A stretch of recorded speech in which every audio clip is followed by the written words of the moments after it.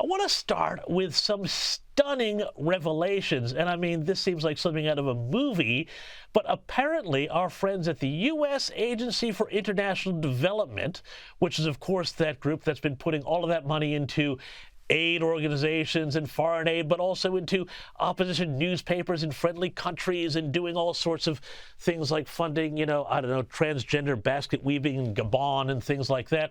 Well, they've been instructing employees to shred and even burn classified documents. Tell us about this.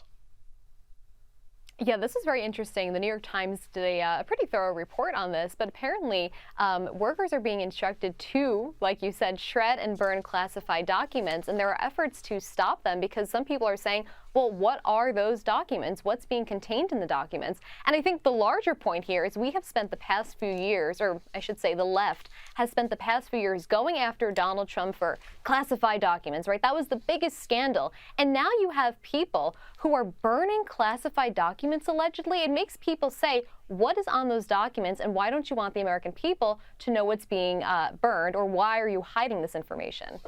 Well, and what do you suspect might be in some of these documents? Because I think some of the most interesting things that USAID might have been up to involve, political interference, not just foreign aid like giving out, vaccines or AIDS medication or things like that, but going out and funding opposition newspapers, funding opposition parties, and interfering in democracies that we're supposedly friends with. Yeah, well, the United States does have a pretty long history of interfering in other countries' elections, their political business.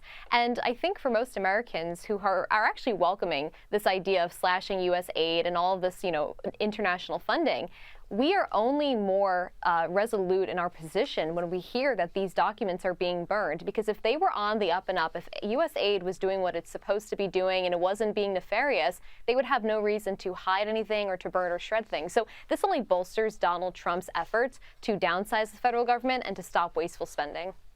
Hey, Brianna, I want to move on to another story that's been breaking in the last couple of days.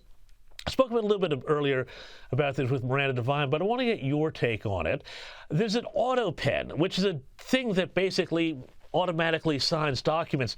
And apparently, the Conservative Heritage Foundation has found that dozens and dozens of executive orders and other documents signed by former President Joe Biden were actually authorized with identical auto pen signatures, including things that were signed when he was apparently off on vacation, which he was for about 2/3 of his presidency. Does this raise any questions to you about who was in charge during the Biden presidency? Oh, absolutely. We have seen from reporting, Wall Street Journal, New York Times, that there was essentially this secret cohort of people who were running the Biden administration. Joe Biden was delegating authority to non-elected officials.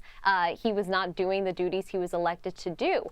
And when we talk about this auto pen, he who controls the pen clearly controls the entire country. And it's one thing for a president to use an auto pen here or there, but to have a pattern of using it for numerous documents, including numerous pardons, it makes you wonder, why was Joe Biden unable to do that? And of course, we know the answer. This man was in cognitive decline. There's a good chance he didn't know what was being put in front of him. He probably didn't even know that something was in front of him. They probably never gave it to him, right? But there has to be some serious accountability. We cannot let Democrats fall to the wayside when they had 4 years of unelected bureaucrats running this country, and we're supposed to say that's okay? Hey, speaking of unelected bureaucrats, let's move over to our friends at the Environmental Protection Agency, the ultimate sort of unelected bureaucracy running people's lives, where new boss Lee Zeldin has signaled the most consequential day of deregulation in American history after the agency announced that it is going to roll back a series of environmental regulations, including rules on pollution, coal-fired power plants, climate change, but most notably electric vehicles. Is the EV mandate dead in America? Brianna Lyman.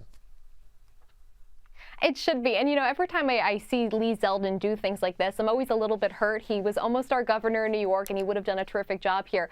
But when people like to talk about climate change, they don't understand that, first and foremost, Americans' actions on climate change really are a drop in the bucket because China is responsible for a third of the world's emissions, right? Carbon emissions. And so even if we take all the most extreme measures that the left wants, it is being offset by China, by India, by countries who do not follow the same sets that we do. So why should we burden American manufacturers and Americans who just, want to run a certain amount of water from their shower head or when they flush their toilet, when that's not actually making real change? And I trust that Lee Zeldin is making appropriate cuts where it's needed and leaving in the things that everybody can kind of come to the same page and agree on.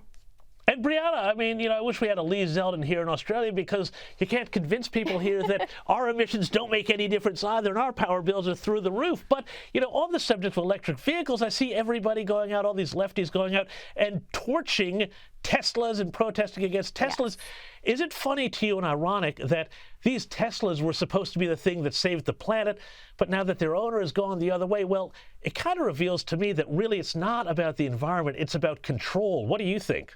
Absolutely. If electric vehicles were going to do so much, bring so much benefit to our environment, they would not be torching and, releasing all these fumes into this country. And I think it's unfortunate what's happening with Tesla, because what the left is trying to do is they are trying to normalize political violence and teach Americans that political violence is the same as First Amendment protected free speech and protest, because they want to legitimize this. They want to desensitize Americans to political violence against Republicans, and it's been part of a very years-long effort that they've waged.